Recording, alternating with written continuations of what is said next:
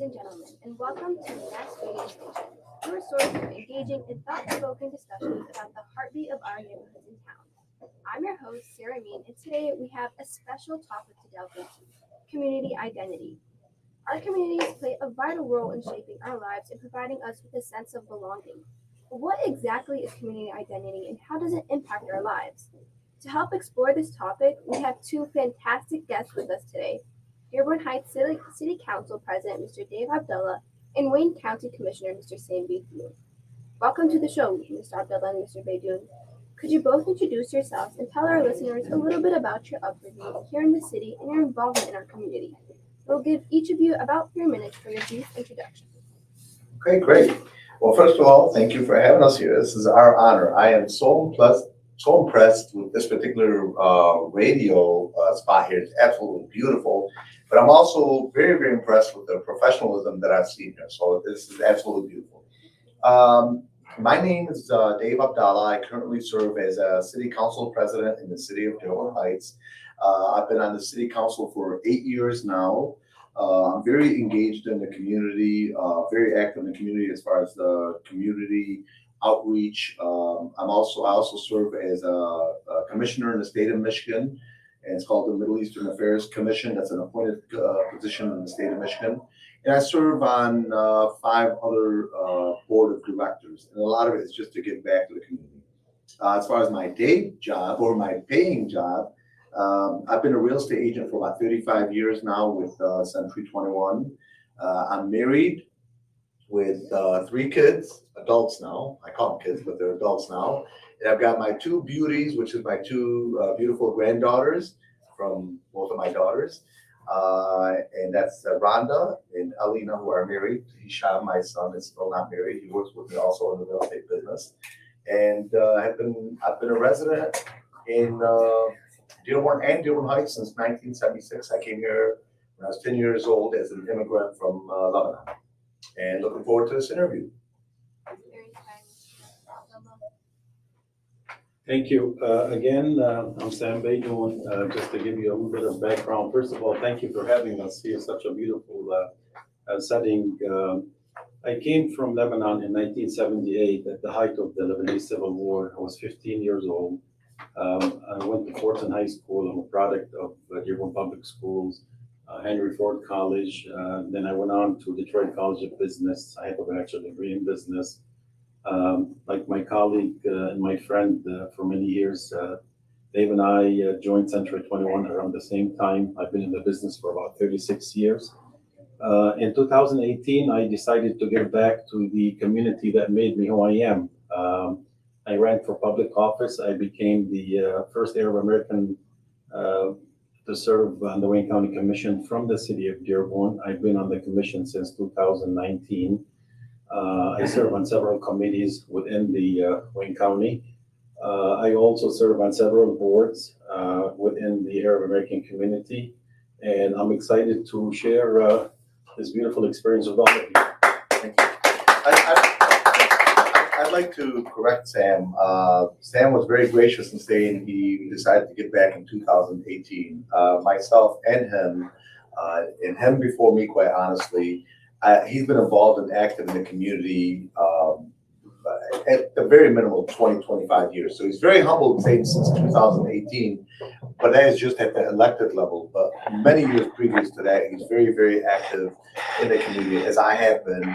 And we both kind of, I don't want to say learn from each other, but just kind of copy each other in that we're giving back to the community. So almost every event I go to, I know I'm going to run into Sam. Every event he goes to, he knows he's going to run into me, because that's what we're all about, is about giving back. And this is something that was taught to me by my dad. So, yeah, I'm doing that. Before I ask my question, truly, I just wanted to say, like, I want to give you both praise for like how successful and like inspiring both of you really are. Like you said it yourself, you're a product of Dearborn Public Schools, and like, look at where you are now, like small. I just like it just proves that even us, we can reach that level someday, and I don't know, it's really inspiring to see that.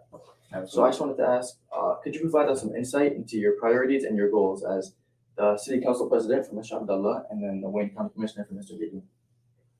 Sam? I'll go first. Okay, so There are 15 commissioners on the Wayne County Commission. The population of Wayne County is 1.7 million. Each commissioner represents about 120,000 residents. I represent the city of Dearborn and the northern part of Allen Park. The biggest role of the Wayne County Commissioners is we vote on the budget. We just voted on the budget, $2.1 billion with a B. My main concern and priority is the roads, the infrastructures, and the bridges. The biggest challenge for us in Dearborn was the Miller Road Bridge, and for the last 6 years, I've been complaining about the Miller Road Bridge so much they started calling me Sam Miller at the Wayne County Commission. Every opportunity comes up, I have to, because it's one of the lifelines to go into the south end of Dearborn, and it was in horrible condition. You couldn't imagine the condition that it was in. So this is one of the things that we worked on with the state of Michigan, the county, and on the federal level to secure $70 million. So they're going to replace Miller Bridge. They're going to start the construction this year. We also, Wayne County maintains the roads on behalf of the state, like MDOT, Telegraph, Ford Road, Michigan Avenue. These are MDOT roads, but Wayne County maintains them on behalf of MDOT. Some of the roads that are owned by Wayne County and maintained by Wayne County, like Outer Drive and Greenfield, just to name a few. Okay. I'm always going to do a little play-by-play with Sam, a little colored commentary for him. So Sam's again being humble. He says, you know, he just worked on that bridge. Well, first of all, that was a major undertaking to get the county and the state to put out the money to do that bridge. But more importantly, I do want to point out something that's always impressed me about the way Sam has been active and in politics is that he works stand for the and I don't mean that in terms of size, but he works for the small guy. So sometimes, unfortunately, like for example, in the south end of Dearborn, unfortunately, because there's not maybe enough votes out there, maybe not enough donations out there sometimes elected officials put that like as a second hand or third hand place. Like nobody looks at it. Like who wants to look at that? That's the south end of Dearborn. It's all, you know, immigrants there. Nobody wants to look at that. They're right next to the factory. Who cares about that? But it's very important as an elected official like Sam has, and that's why I want to point that out. He minimized it, but it's not minimal. It's big in my eyes. He looked out for the small guy, for the immigrant community, maybe the Iraqi community or the Yemeni community or the new Lebanese community that maybe didn't have a voice because they're not active in politics and don't know how to navigate through the system. And obviously, whether it's my parents or anybody else that would have just came to this country, go take on the state and say, I want you to put in a new bridge. I mean, you know, they don't even know how to write their address. How are they going to be able to do that? So Sam took it upon himself to fight for the little guy.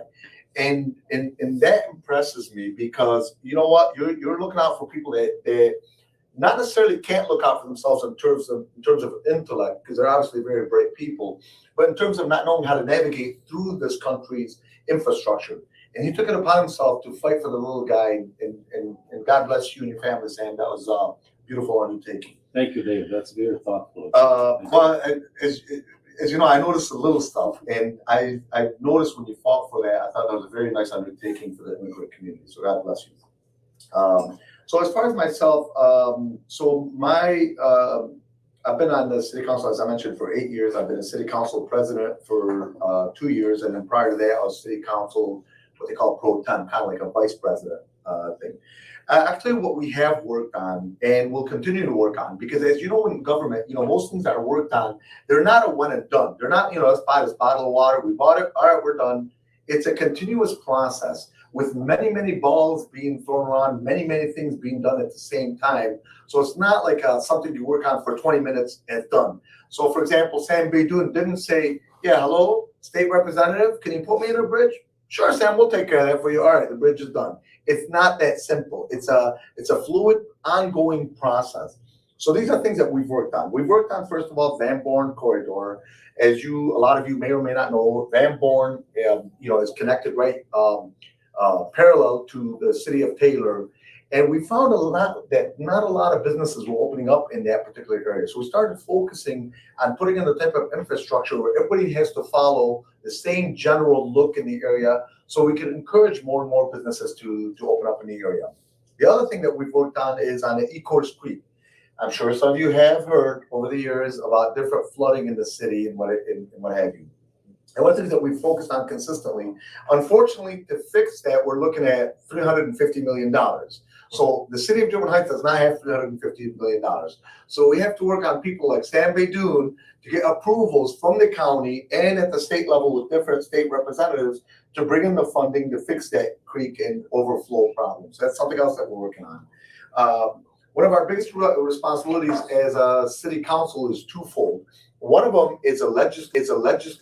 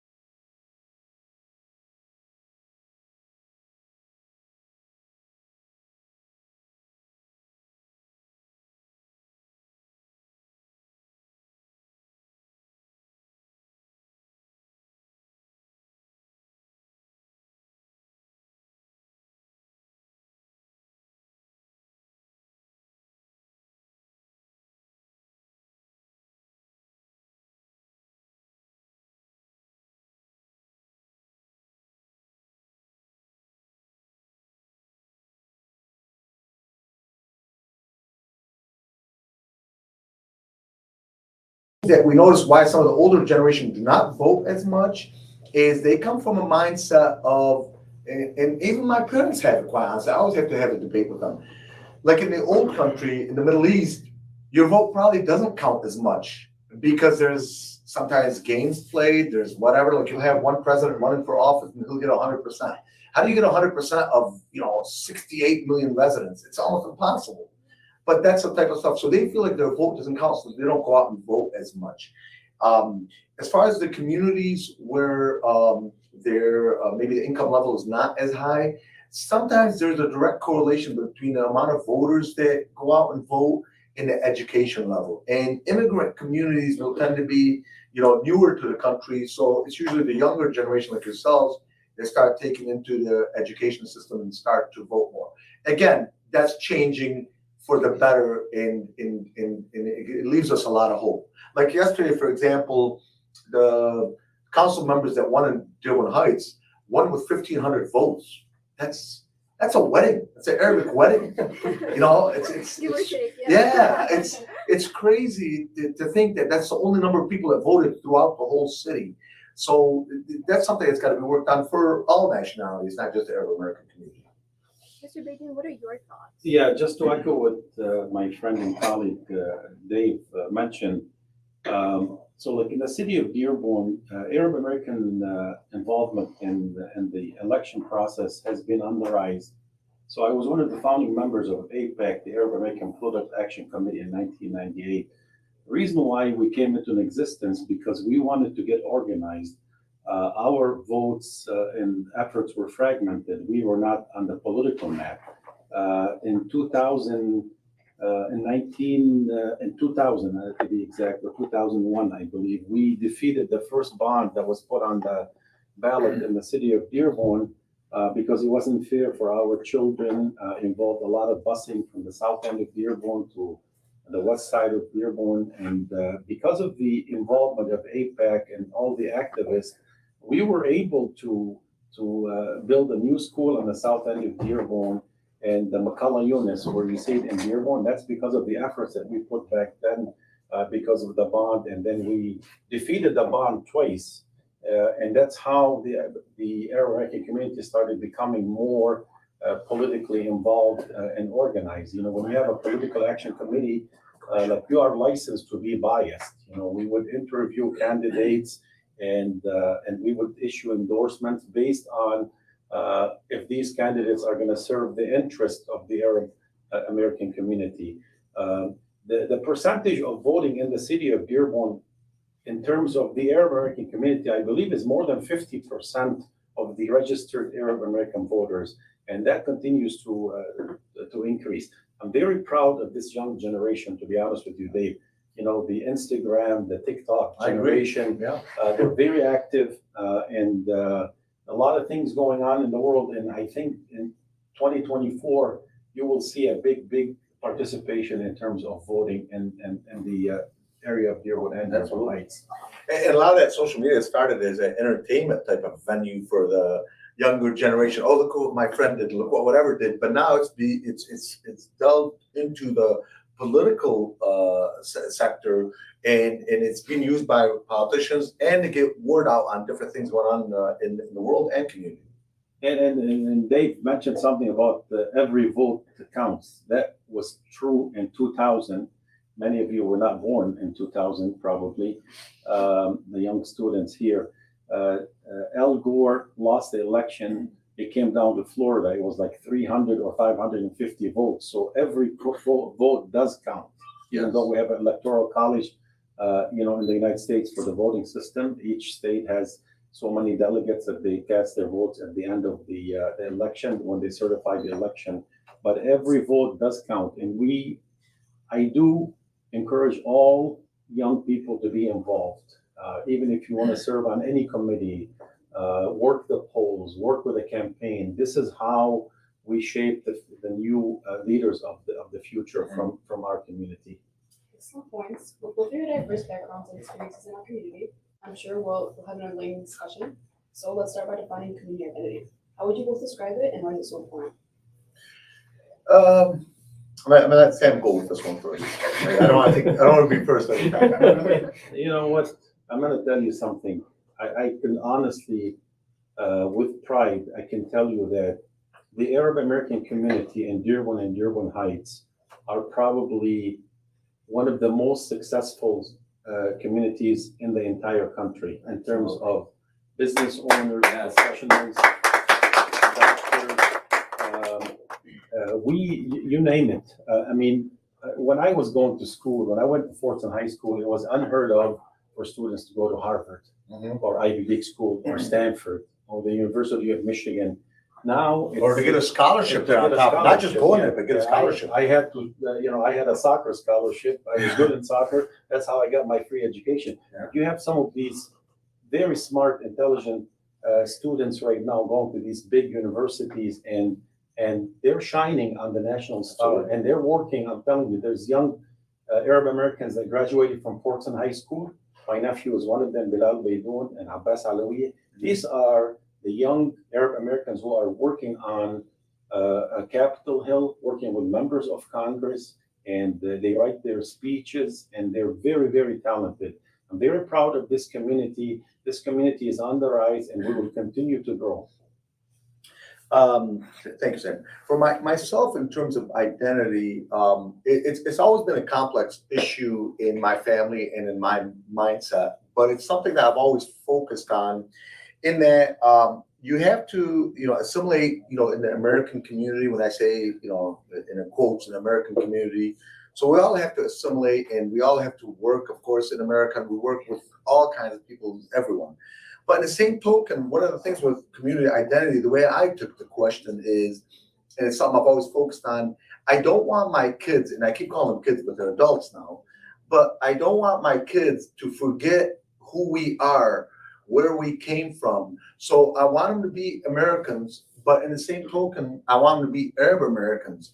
I want them to identify with being Muslims, and I want them to be proud to be Muslims. I don't want them to take, for example, what the direction the media takes us, and it takes us in a direction where we start to think that, oh my God, as Muslims, we're not good people. No, we're great people as Muslims, and I want them to identify with that. I don't want them to forget, to not simplify it and make it elementary level, but the jibni, the labni, the zaytun.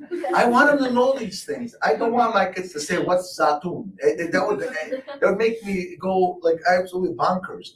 So, and one of the ways that I've done that is I had my kids grow up in a household where they assimilated to the American society, but in the same token, their foundation is still Arab also, and with pride. So every year, most years, except during COVID or unless there's a war, but I've taken my kids and family to Lebanon because I wanted them to identify with who we are and know who we are and be proud of who we are. This is one of the reasons why, for example, and this is with due respect to others that have decided to move out of the general community, why I personally, by design, I'm a real estate agent. I can find myself a house outside this area, but I choose to live in this area proudly because, again, I want my kids to, like right now, my son is sitting with us, and I brought him with me here for a reason. But he's watching right now a very successful Arab American school system with, as I'm looking at here, technology and design of a radio show that's, listen, guys, I've been on WWJ, okay? I've been on, what's the other one, 760 AM, WJR. Yeah. I've been on WJR, and I've been on a couple of different other stations. I'm telling you, this stuff is newer and nicer than WJR, okay? WJR, I can't think of the building downtown, Midtown, that tall building. This is nicer. So this is something that makes me proud that our Arab American community is growing to the next level, and I want my kids to have that identity and know that this is who we are. Yeah, listen, I want to go back. I think I skipped several years of accomplishments. But let me just say this. Having been in the real estate business for a long time, I can remember in 1986 when I got into the business, many of the storefronts on Warren Avenue were boarded up. Correct. Okay. You could not fill these vacancies. And the influx of the immigrants that came from the Middle East, from Lebanon, from Yemen, from Syria, they all came and they all wanted to be in the city of Dearborn. When I was going to school, we didn't have one Arabic restaurant. I remember my first shawarma sandwich was in 1980 on Warren Avenue from Ibrahim Hamoud. Yeah, I know you're talking about. Lebanon restaurant. Lebanon restaurant. That was the first. So we have come a That's long, an easy name. we have come a long way. Now you see several Arabic schools that teach Arabic. I know a lot of people used to take their kids to the teachers and they would teach them in the basements. Allah yarhamu says Ahmad Abedi, God bless his soul. He had a school in his basement where he taught a lot of this new generation. Even Shuyukha, that was their mosque, was in the basements. Yeah, and so the sense of community that we have right now, I'll be honest with you, when I go to Lebanon, I stay there for a week to 10 days. I say, I can't wait to get back home. Yeah. To me, back home is here in Dearborn. You know, I love Lebanon, of course, obviously, but this is my community. This is where my kids, my granddaughters, and this is where, you know, this is where we thrive in this area here. And you mentioned Warren Avenue. The Arab American community has done the same thing now in Dearborn Heights on Ford Road and on Warren Avenue. Yeah. And then even in between, in Detroit, between Dearborn Heights and Dearborn, that's also been all remodeled. So we've been blessed as a community in that when we get into an area, into any field, like I'm gonna see you guys here eventually as top radio hosts. I have no doubt about it. Because whatever we get into, we go all out. We go over the top in a positive way. So that's good. Yeah. So you know, and the value of education instilled in this new generation, that makes me very, very proud. And I'll tell you, the opportunities that you guys have right now, we could have dreamed of having them back then. We didn't have so many options that you guys have right now. It was very difficult for us growing up. You know, I'll talk about that some other time. How I used to pump gas at the full service gas station in sub-zero temperatures, you know, while going to college. Yeah. Well, Mr. Abdallah and Mr. Baydoun, your pride for your community and the impact you've had on it does not go unnoticed. It's clear that a collaborative effort is needed to maintain community identity. At this time, we're going to take a short commercial break. And sticking with the theme of community identity, here's Hazem al-Sadir with Jamal al-Ruf.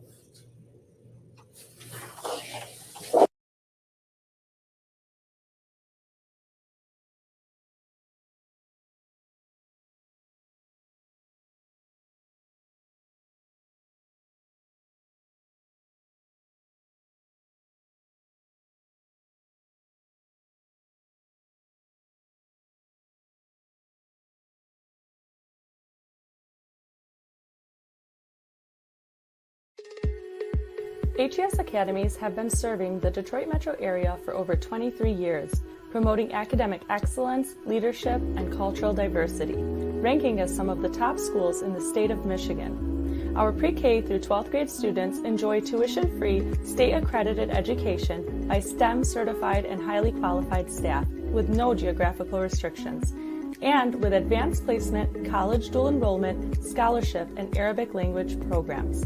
Nor International Academy in Sterling Heights at niapsa.org, Star International Academy in Dearborn Heights and in Canton at starpsa.org, Universal Academy in Detroit at universalpsa.org, and Universal Learning Academy in Westland at ulapsa.org. Join HES Academies today and enjoy a free Chromebook for every enrolled student.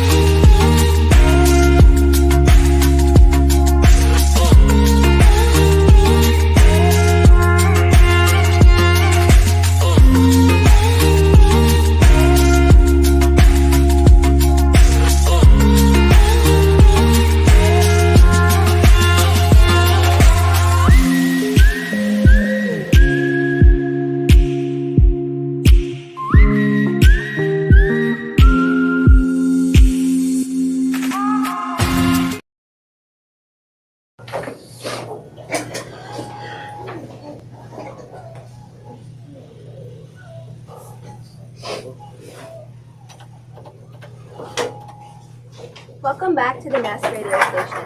I'm your host, Sarah Mean. Community leaders, thank you for sharing your thoughts. But Hussein, the floor is yours. Thank you for that, Sarah. Mr. Abdallah and Mr. Baydoun, it's clear that community identity is extremely essential. But I just wanted to see how we can maintain it and strengthen it in the face of like the modern challenges we're facing today. Okay, I can tell you right now, one of the ways that you can maintain and strengthen it is we have to do our part as the elders in the community, myself, Sam, and many others, Osama Sablani, Abed Hamoud. I go on and on with different ones. The two mayors or three Arab American mayors that we have. The way we maintain and strengthen that is by continuing to lead and show the younger generation, such as yourselves, the direction that all of us have to continue to go in. And as I mentioned for myself, I do what I preach. Like this morning, like I mentioned, I told my son Hisham, I said, "You're going with me today, 2:45 to a radio show." He says, "Why is that?" I said, "You're going with me today, 2:45 for a radio show." That's it. Because while he's sitting here observing me, he's probably thinking, "I'll never do this type of stuff like my dad is doing right now in terms of politics and what have you." But what he doesn't understand is I'm planting the seeds for him to be able to pass the baton on. As you guys know in track, I'm getting older and older. I may not have the same energy, et cetera, to continue in this particular field, maybe in 5 years, maybe now, maybe in 10 years.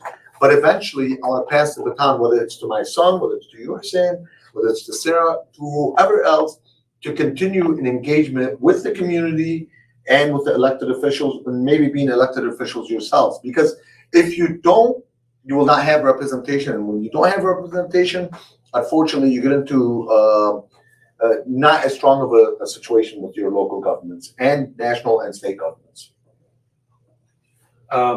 Okay, so let me just say this. In order to enhance the community's identity and to preserve it, we need to continue the engagement. We need, like Dave said, that he's planting the seeds. All of us have to do our job, to do our part to plant the seeds. We need to pave the way for the young generation, okay? So they don't have it that difficult like we did. It was very difficult. People who ran for public office back in 1993, like Susan Sarini, the first Arab American to run for city council in the city of Dearborn, she didn't make it the first time because we didn't have as many voters from the community in the city of Dearborn. Now we're over 50% of the population in the city of Dearborn. So in order to do this, I encourage people to be active and get involved and have a seat at the table. I'm going to use one of the people that worked for me on my campaign, and he worked for my office before. Now he's the director of communication for the Wayne County Treasurer, Adam Abu Salah. He's a Palestinian American. He just turned 23 years old yesterday. He was doing it when he was 16, 17. Adam was working with me when we were running the mayor's campaign, Mayor O'Reilly's campaign. I was running his campaign in 2017. He wasn't even old enough to vote, Adam, at the time. So people like Adam also would be inspiring future leaders, and they can inspire the young generation to be involved. So we will continue to plant the seeds. And you know what? I want to mention something. I also want to give special recognition to Hassan Chami. Hassan Chami, he's bringing everyone from the United States to come to Dearborn when they do the Summer Festival. Okay, he's showcasing the Arab American community, our culture, and what we stand for. We are part of this great American fabric. People tell us, okay, so why you care so much about other parts of it? I said, no, listen, we are part of this great American fabric. We have 10,000 Arab Americans that are serving in the United States Armed Forces. So we're here to stay. My grandfather came here in 1904 through Ellis Island. Okay, so many of our grandparents came here and they planted the seeds for us, and here we are, and we will continue to grow. involved. Based on your experience, what would you recommend? What advice would you give us for the first step that we should do? I'll tell you, the first step I can advise the young generation is to pick a candidate that's running for public office and work on their campaigns. Absolutely. Go knock on doors, pass out flyers, and believe in that candidate, and you know, he can push his agenda, and then, you know, put lawn signs, volunteer. This is how a lot of the young people who became leaders later on, they worked from the biggest names I can tell you. They worked on political campaign before they reached their level, whether U.S. Senate or in Congress. So political involvement is very, very essential. Or if you're not into politics, pick nonprofit organization. Go volunteer on a Saturday when they do the Thanksgiving food drive, for example. LAHC, a very one of the best organizations. I came through LAHC, which was Lebanese American Heritage Club. Now it's called Lebanese Leaders Advancing and Helping Communities. We have so many programs within LAHC. So we have a lot of opportunities for young people to come and get involved and volunteer your time. And I agree with Sam on that note. So, for example, he mentioned Adam Abdallah. We're giving a lot of props to Adam, but I love Adam. So, Adam at one point worked on my campaign for city council, my first campaign for city council, and my second campaign. And at that time, he was just passing out flyers, knocking on doors, and what have you. Well, Adam, Sam didn't mention you, ran for state representative. You know, he eventually decided to pull out just because it didn't work out for him, but his name was in the ballot. It's going to be on the ballot for state representative Last year. I'll give you another one. Somebody that worked on many people's campaigns, but you guys may or may not know her at your age, but you know, our Solicitor General, Fadwa Hamoud. And Fadwa used to work on a lot of different people's campaigns, but now eventually became second in command in the state of Michigan with the Attorney General's office. So it's very, very important to work on campaigns, but like Sam mentioned, it's got to be a campaign that you believe in, obviously. So you should believe in that particular candidate. The other thing that I think can help a lot, and I hope I'm not putting the school on the spot here, but I know Fortune's got a student union. All the different schools have different student unions, and I think those are very, very, very important in getting the younger generation to be active in politics. I think some doctorate, some should probably student government. We have student government. You do have one? Yeah, we just had elections. Yes. No. But I'm not referencing now. This particular student union, what they do is they work with elected officials and reaching out to elected officials to do different things that are important to them, whether it's in the school, the parks, et cetera, but they bring in different elected officials to speak to them and learn the process, and then they also volunteer. So that's another thing that you can do to be active. Mr. Abdallah, Mr. Baydoun, can you share with us how this younger generation has inspired you, whether it be through your policies or through the projects that you've taken on for the community? Oh, this is the easy one. So let me tell you how it's inspired me. So I did for a while on the city council, as city council president, I did the junior mayor for the day. So anytime somebody young would come in, and sometimes it'd be embarrassed because I'd call them out from the audience. So I'd be like, well, they're younger than you guys, not your guys' age, but I'd bring somebody that's 10, 12, whatever, that's sitting in the audience, and I had this table and seat ready for them, and I'd say, you, come on up here, and then they'd be like, you know, they're weirded out, like, why are they having to come up to the city council desk? And I say, you're going to be the junior mayor for the day. Now, sit them down, and they'd help watch us, you know, see what we're doing as far as navigating through the system in order to make different votes and what have you. So that's something I want to do in this part. The other thing is, I've consistently seen different younger generation like yourselves showing up at council meetings and fighting for what they fight for. Like, for example, we recognized as a city council body the Crestwood High School students that did a walkout for one of the different one of the events that was happening in the community to fight for what they believed in.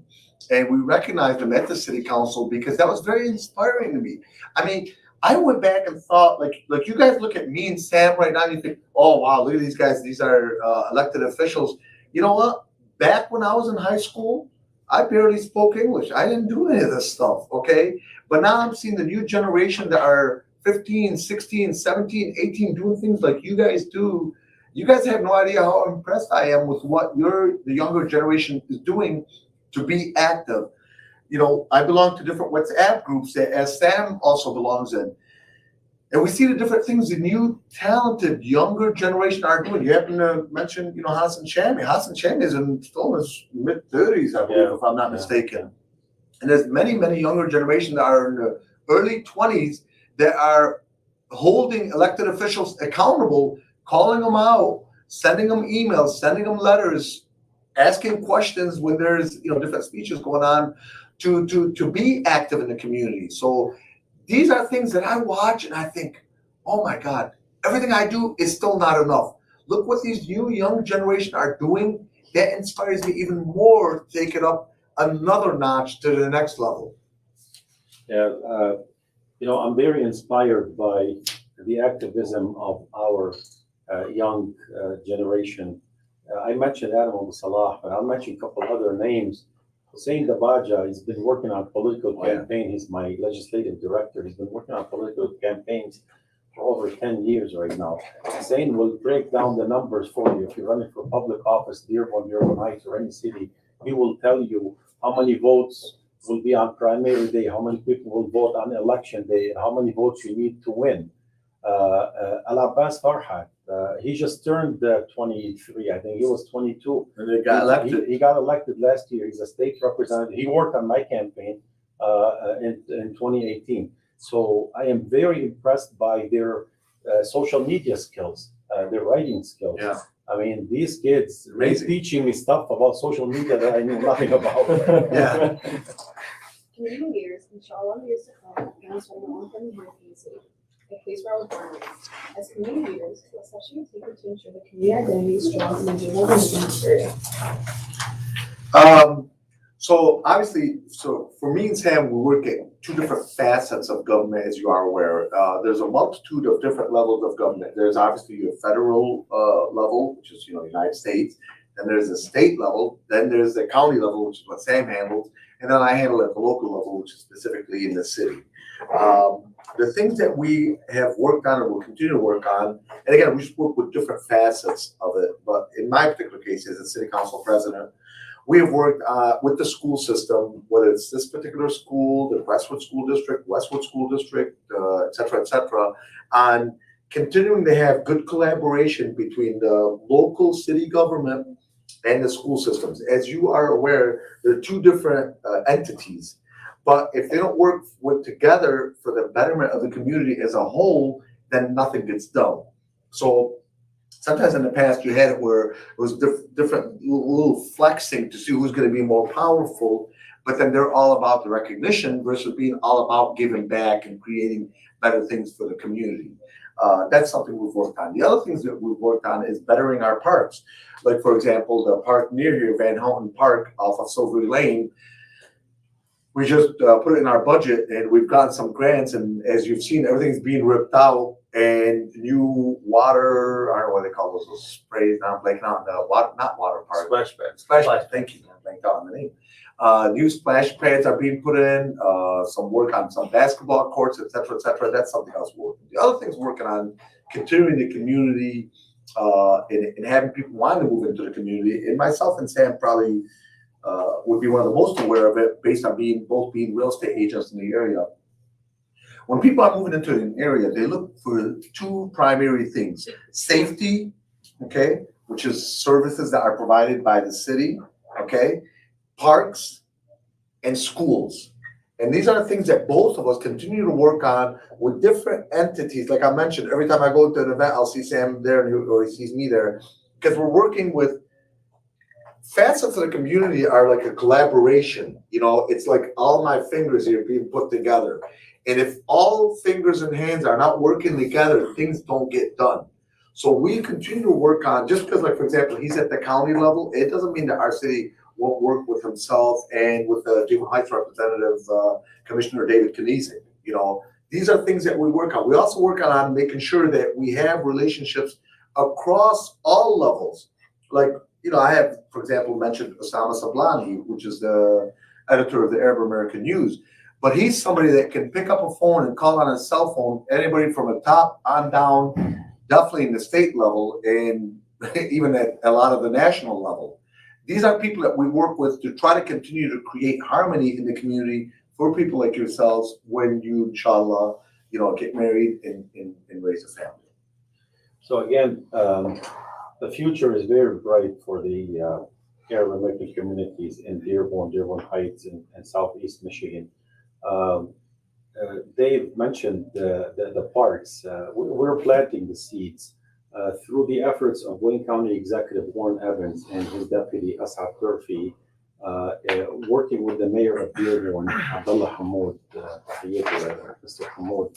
We were able to secure $10 million to the city of Dearborn, and the city of Dearborn was able to secure another 10 million, and they put up 10 million from the ARPA funds from the American Rescue Plan. So the city of Dearborn is investing a total of $30 million into the existing parks and creating 3 new parks. We're creating a splash pad for the first time, as I promised the residents of the south end of Dearborn. They don't have a splash pad, only have just one swimming pool. So all of these improvements that we're committed to doing in our communities are only going to enhance the lifestyle for the next generations that are going to come after us. Dearborn, like I said, Dearborn Heights, the great cities. We're known as the capital of Arab American in the United States for a reason. We have the best, as far as I'm concerned, we have the better food than Lebanon here. Some of the restaurants, they really do. So the future is bright, and we're doing all the things that we need to do to make life a lot easier for all of you. Those insightful discussions. Before we wrap up today, do you have any final thoughts on the importance of community identity and how it enriches our lives, which you'd like our listeners to know? From my perspective, activism, involvement, and this is how we're going to preserve our identity and to make it better. Also, if you don't, Dave touched on it earlier. If you haven't taken Arabic classes, enroll, read Arabic, read your second language, read and write. That's very important, and teach that so you'll be able to teach it to your children. My 4 children went to Arabic school. They read and write Arabic, just like their second language. Mm-hmm. To continue this, what we have to do, first of all, as a community, is be cognizant of the fact that, we have to continue to have community identity. We have to not forget where we came from. I touched on that a little bit earlier. We have to not forget where we came from. We are proud Arabs. We are proud Americans. That's why we are cumulatively proud Arab Americans. And we shouldn't shy away from that. Let's not forget who we are. What we also have to do, and this is the responsibility of myself and Sam Baydoun and others, continue to inspire the younger generation like yourselves. Like I said, just like in track, if that baton is not passed on forward to the young generation, then there'll be a gap in between. And then what happens is we lose our identity as Arab Americans. So, for example, I can name a multitude of different communities, let's not name them specifically so we don't get in trouble, but different European communities that started out in the United States, started out with a hard, strong identity to who they are, and they opened up, I'll say some of them, they opened up, for example, Little Italy, and they have Italian neighborhoods and Irish neighborhoods and Chinese neighborhoods and Chinatown, et cetera, but eventually they assimilated so much that they forgot who they are. So you don't see, like, for example, if right now I said to you, okay, take me to the Italian area of metropolitan Detroit, you couldn't do that. If I said to you, where's all the Italian churches at? You couldn't do that. If I said to you, okay, well, how about Chinese? You couldn't do that. And a lot of it is because they assimilated so much that it got watered down, and now their identity is lost. You don't hear about the Chinese community area. But guess what? You hear of the Arab American community. But if we, all of us, and most importantly yourselves, Bukra inshallah, you get married and you move on with your lives, and you disconnect from this community, and you say, you know what? I'm moving to Iowa. I'm moving to Wisconsin. I'm moving to California or whatever. We will lose our identity. And what would happen? Arab American would be something you could just Google and that's it. I don't want to become a Google statistic. I want people to be able to come in here and say, this is what Arab America is. This is beautiful. Like he mentioned, Hassan Shami. These are beautiful things that we are doing, and all you guys, the younger generation. I mean, I see different. Here, I push, for example, on the city council, I push for food trucks in the city, and this was a proud accomplishment for me because, well, first of all, I love food trucks, to be honest with you. But second of all, what it created for a lot of you younger generations like yourselves to not only do some American food, but do some new Arabic food and try out different stuff and make it popular. And then from there, they went and opened up restaurants. So this is the way we do it. Let's not become like those communities in the past where we forget who we are. We are Arab Americans, and we are proud of it. Yes, I'll carry my Middle Eastern flag, but I'll also carry, and proudly so, my American flag. I can be both. Yes, Some of us think we can only be one or the other. No, you can be both. Just don't forget one from the other. Yeah, to your point, Dave. Thank you. To your point, yes, we could be both Arab Americans and proud Americans also. But also, I caution, we cannot isolate ourselves in corners and say, no, we don't want to assimilate and interact with other people. I've always told my children, you could be as Arabic as tabbouleh and hummus, and you could be as American as the apple pie. You can strike a balance, and you could be both. Tabbouleh pie. I don't know how good that tastes. This episode on the Nest Radio Podcast. Thank you for tuning in, and a big, big thank you to our community leaders for joining us, Mr. Abdallah and Mr. Baydoun. If you enjoyed today's episode, don't forget to subscribe to our radio station, leave a review at siiradio@starpsa.org, and share the station with your friends. We'll be back soon with another exciting podcast and more fascinating discussions, and of course, to bring today's hits to your ears. This is Sarah Amin signing off from the Nest Radio Station. Here are some tunes to bring some good vibes. Ma salama to you all.